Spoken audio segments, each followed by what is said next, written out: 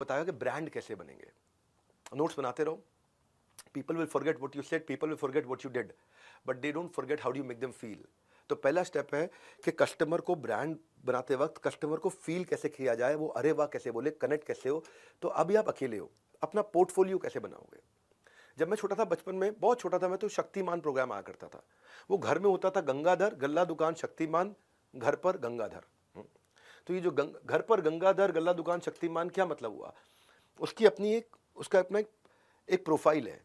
अगर आप शुरू कर रहे हो ना, एक फुल पेज इमेज के साथ अपना पोर्टल, अपनी वेबसाइट बनाओ। बिल्डिंग पर्सनल ब्रांड बहुत इंपॉर्टेंट है, आसान नहीं है।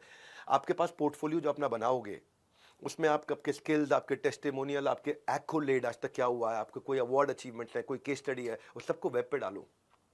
सबको सोशल मीडिया से कनेक्ट कर दो, वेबसाइट को सब जगह से अनाउंसमेंट करने शुरू कर दो that you're open for business. Email करो अपने दोस्तों को, उनको पर्सनल अपडेट देना शुरू करो that now you're what are you up to, क्या करने वाले हो। आजकल पिछले कुछ समय में, पिछले कुछ सालों में फेसबुक ग्रुप्स बहुत पॉपुलर हो गए हैं। उनकी पॉपुलैरिटी हो गई इंटरेस्ट के हिसाब से, कैटेगरी वाइज ग्रुप्स बन गए हैं। तो सोशल मीडिया पे लोगों को आपको इंप्रेस नहीं करना, देखो मुझको नहीं, इंपैक्ट करना है।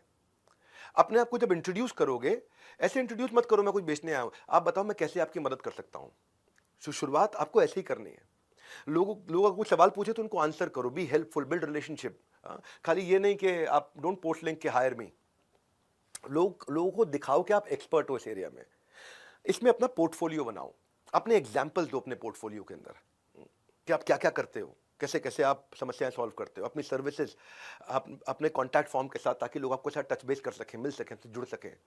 तो जब अपनी वेबसाइट ये बनाओगे तो अपनी बड़ी लार्जर देन लाइफ एक इमेज डालो, बड़ी फोटोग्राफ डालो, बड़े साइज की फोटोग्राफ, लगना चाहिए कोई बड़ा ब्रांड है ये। खुद को आप ब्रांड नहीं फील करोगे तो कोई और आपके बारे में कभी फील नहीं करेगा। अगर आपका पोर्टफोलियो है ये प्रोफेशनल लगेगा, शुरुआत से प्रोफेशनल लग जाओगे। अनप्रोफेशनल फ्रीलांसर्स के बीच में आपकी पहले से ही एक साख बननी शुरू हो जाएगी। It will make you stand out. हाँ, ये दिखाएगा कि आप सीरियस हो अपने बिजनेस के बारे में। Portfolio is everything here, promises are nothing. ये सब प्रेजेंटेशन की बात है। आपका बिजनेस कार्ड भी आप दोगे तो digital business, virtual business cards बनाओ। उसमें बड़ा क्लियरली लिखो कि आप कौन हो, आपकी यूनिक वैल्यू क्या है, क्या यूनिक वैल्यू है, और आपका कॉन्टैक्ट डिटेल्स कैसे हैं। Excellent presentation get sold without hesitation, कोई हेजिटेशन नहीं होगी एक्सीलेंट प्रेजेंटेशन में। तो ये जो 10 डे एमबीए प्रोग्राम है ना, ये आउटकम ओरिएंटेड है, फ्री है, फास्टेस्ट है, फर्स्ट ऑफ इट्स काइंड है। All I need is a discipline mind. बस आप डिसिप्लिन रहना मेरे साथ में। यूनिवर्सिटी से एमबीए बेच कर अपना बिजनेस बनाया है, मैं बेचने नहीं, बेचना सिखाने आया हूँ। तो आपको 18 दिन के युद्ध में, जैसे कृष्ण ने अर्जुन को गीता का ज्ञान दिया था ना 18 दिन के युद्ध में, वैसे 10 दिन में मैं आपको बिजनेस के कुरुक्षेत्र में रेडी कर दूंगा। दिन बस 10 है। मेरे सालों की लर्निंग का ये एक रस है, निचोड़ देने जा रहा हूं आपको। अब जो नेक्स्ट चैप्टर है मेरा, कोई बिजनेस 3 वजह से चलता है। वो 3 वजह कौन सी होती है? Customer, customer, customer. लेकिन कस्टमर को लाने में कष्ट बहुत है, मैं आसान करता हूं उसको। ये पूरा अध्याय आपके बड़े काम का है। मैं बहुत स्पीड से बहुत सारे टिप्स देने वाला हूं कि कस्टमर मिलेगा कैसे। पर शुरुआत में बहुत ज्यादा कस्टमर के पीछे मत भागना। इतने ही कस्टमर लेना अगर बिजनेस शुरू किया है तो, जितने आप हैंडल कर पाओ, उल्टा दिक्कत ना हो जाए। मेरे एक्सपीरियंस है, मैं जितने भी फ्रीलांसर से मिला हूं या जिसने बिजनेस शुरू किया है, अगर उनसे पूछो सबसे बड़ी प्रॉब्लम क्या है, तो उनके बिजनेस की सबसे बड़ी एक ही प्रॉब्लम है कि कस्टमर ढूंढूंगा कैसे। पर रूल क्या है? You don't get paid for the time you spend, you get paid for the value you create. जो समय आप लगाते हो उसका पैसा नहीं मिलता है, जो वैल्यू आप क्रिएट करते हो उसके लिए पैसा मिलता है।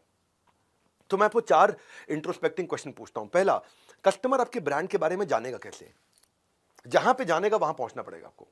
दूसरा, कस्टमर आपके प्रोडक्ट को कैसे एनालाइज करेगा खरीदने से पहले? क्या उसके पास कोई तरीका है एक्सपीरियंस करने का खरीदने से पहले? ये जो सवाल है काम आएंगे, मैनुअल में लिखे मैं आपके पास में। इन सवालों के जवाब लिखना, ब्रेनस्टॉर्म करना। तीसरा, कस्टमर का आपसे माल खरीदने का तरीका, जर्नी क्या है, किस तरह से खरीदेगा, ऑनलाइन खरीदेगा, ऑफलाइन खरीदेगा, दुकान से खरीदेगा, कहां से खरीदेगा। चौथा, क्या कस्टमर इसके लिए पैसा देने को तुरंत तैयार है? So customer doesn't care how much you know, he knows how much you care. He doesn't care how much you know, he knows how much you care. यानी कि उसको यह परवाह नहीं कि आपको ज्ञान कितना है, लेकिन उसके पास यह ज्ञान है कि आपको उसकी परवाह कितनी है। तो यह परवाह करने के लिए इन 4 सवालों का उत्तर मैनुअल में जरूर लिखना अपने लिए। इतनी वैल्यूएबल मैनुअल दिया ना मैंने साथ में आपको कि वीडियो तो दोबारा नहीं मिलेगा देखने को आपको, लेकिन मैनुअल आपके पास रह गया ना, उसमें नोट्स हैं आपके पास में। तो जब कंज्यूमर एम्पैथी का एक उदाहरण देता हूं, आप बोल सकते हो कि मेरी स्पेशलिटी में बड़ा डिटेल ओरिएंटेड फ्रीलांस एनिमेटर हूं इस पूरे शहर में। पर कस्टमर क्या कह रहा है? मुझको डिटेल ओरिएंटेड नहीं चाहिए, मुझे चाहिए फास्ट, नॉट परफेक्ट। सो अब यू विल क्विकली बिकम अगर आपने ये सोचा ना कि मैं बड़ा डिटेल ओरिएंटेड हूं, मैं फास्ट नहीं हूं, मैं परफेक्ट हूं, कस्टमर कह रहा है मुझे चाहिए फास्ट, परफेक्ट नहीं चाहिए, तो क्या होगा, आप जल्दी ही बहुत डिटेल ओरिएंटेड बेरोजगार फ्रीलांसर बन जाएंगे।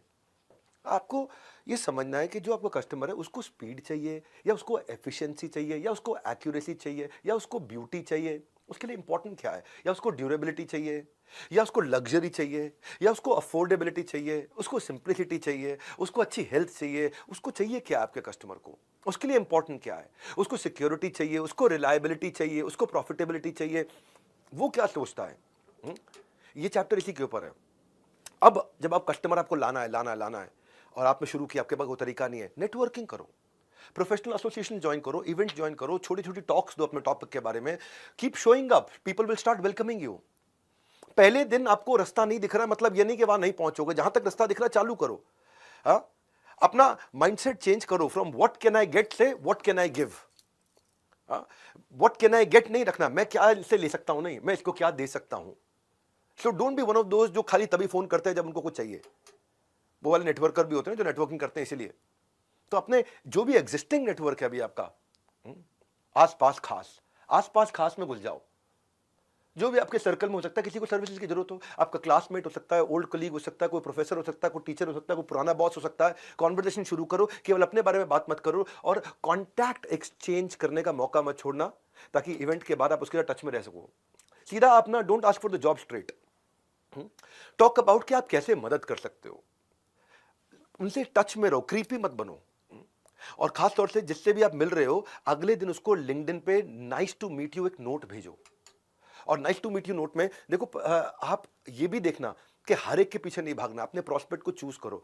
ये ध्यान से रखो कि बिजनेस, प्रोफेशन, इंडस्ट्री, कंपनी, कौन किसको आपकी जरूरत पड़ने वाली, उसकी लिस्ट बनाओ, रैंक दो उनको, आइडियल कैंडिडेट का टॉप से लेकर के डाउन तक एक रैंकिंग दो, यार ये सबसे ज्यादा आइडियल कैंडिडेट है मेरे लिए, ये मेरी स्किल के साथ फिटमेंट है, इसकी बहुत अच्छी फिटमेंट है, इनका पे स्केल है, ये मुझे पैसा दे सकते हैं। कुछ होते हैं बिग स्टेबल ऑर्गेनाइजेशन, कुछ होती है मिड साइज बहुत बिजी आगे बढ़ना चाहते हैं, कुछ होती है एकदम स्टार्टअप अभी ग्रो करना है उनको, उनकी रेपुटेशन क्या है, तो वो कहाँ जाता है कस्टमर, वो क्या कौन सी ऑर्गेनाइजेशन ज्वाइन करता है, वेबसाइट, ब्लॉग क्या देखता है, क्या पढ़ता है। तो ये जब आप करते हो तो अब अपनी प्रेजेंटेशन में ऑब्सेस मत हो जाओ कि मैं पूरी स्क्रिप्ट रट के जाऊंगा, रट के मत जाओ। बस वर्बल मिररिंग करने की जरूरत नहीं है, आपको खाली बस अपने आप को रेडी करके जाना है कि आपके पास अपना पूरा ज्ञान होना चाहिए। और प्रेजेंटेशन के बाद में फॉलो अप करना मत मिस करो, ये मैं सब सेल्स वाले दिन बहुत डिटेल में समझाऊंगा। रितेश अग्रवाल जो है ना ओयो के, पहली फंडिंग के लिए उन्होंने एक इन्वेस्टर का 32 बार फॉलो अप किया था, इसको बोलते हैं फॉलो अप का भूत। क्या तरीका क्या था, would you mind if I checked with you periodically, बस ऐसे ही पूछा था उन्होंने। क्या बुरा तो नहीं मानोगे अगर मैं आपसे रेगुलरली पीरियोडिकली आपसे फॉलो अप कर लूं। उसने कहा नहीं कोई बात नहीं, कर लेना मैसेज। क्योंकि अगर आप ऐसी बाल्टी में पानी भर रहे हो जिसमें छेद है, तो जितना मर्जी पानी भर लो सारा पानी निकल जाएगा। तो जब फॉलो अप के 3 स्टेप होते हैं। पहला स्टेप क्या है, जब आप घर जाओ, घर जाते ही जो आपकी बातचीत हुई है उसके साथ में उसके बिजनेस कार्ड पे अपने नोट्स जरूर बना लो। दूसरा, जो भी कॉन्टैक्ट लिस्ट है उसमें नोट्स ऐड कर लो। और तीसरा, आप उसको एक ईमेल करो या मैसेज करो कि आपने उससे क्या सीखा, आपका पॉजिटिव एक्सपीरियंस क्या रहा। बस ये यहां से शुरू करो, इतना शुरू करो कि what was your positive experience about him, what did you learn from him, वो लिखो, एकदम कनेक्ट हो जाएगा। पता होना चाहिए आपको एंटिसिपेटरी कंटेंट, जो काम का कंटेंट है उसके लिए। हाँ। और अगर आप देख रहे हो बिल्कुल जवाब नहीं दे रहा, कभी जवाब नहीं दे रहा, तो then you can stop also, certainly stop. अगर वो बोल देता है कि मेरे से बात मत करो, मुझे कॉल मत करो, तो एकदम रुक जाओ। अब इस सबका आपको ट्रैक रखना है, शुरुआत है ना बिजनेस की, तो फ्री टूल्स मिल जाएंगे इसको ट्रैक रखने के लिए। आप ऐसे नहीं कर पा रहे हो, फ्री टूल्स सीआरएम के मिल जाएंगे आपको, जहां पे आप अपनी कॉन्वर्सेशन को ट्रैक कर सकोगे कि पिछली बारी क्या बात हुई है, नोट्स बना दो वहीं पर। एक सिस्टम मिल जाएंगे आपको, फ्री सीआरएम के टूल्स मिल जाएंगे, क्योंकि आप सोलोप्रेन्योर हो, शुरुआत कर रहे हो। और वहां पे आप मेंटेन कर सकते हो, जैसे अपने फाइनेंशियल रिकॉर्ड मेंटेन करते हो, वैसे ये आपके टाइम और एनर्जी का इन्वेस्टमेंट रिकॉर्ड है। तो बिल गेट्स कहते हैं कि आप कैसे इंफॉर्मेशन को गैदर और मैनेज करते हो, वो डिटरमिन करेगा कि आप जीतोगे कि हारोगे। सो इस केस के लिए अब ये करते वक्त सीआरएम में और लोगों को पास जाने में कंसिस्टेंसी रखनी है। जैसे किसी के पास अगर नौकरी नहीं है ना, तो उसको नौकरी ढूंढने को नौकरी की तरह करना पड़ता है कि मैं सवेरे 9 से लेकर शाम 6 बजे तक खाली नौकरी ढूंढूंगा, ये मेरी नौकरी है। अभी इतनी कंसिस्टेंसी चाहिए आपको। क्योंकि कंसिस्टेंसी आपके एवरेज को एक्सीलेंस में कन्वर्ट करेगी। रिजल्ट पर नहीं, रूटीन पर फोकस करना है आपको कि मैं रूटीन के साथ इतने कस्टमर्स के पास जाऊंगा, कंसिस्टेंट रहूंगा, कंक्लूजन मिलेगा, कैजुअल रहूंगा, कंफ्यूजन मिलेगा।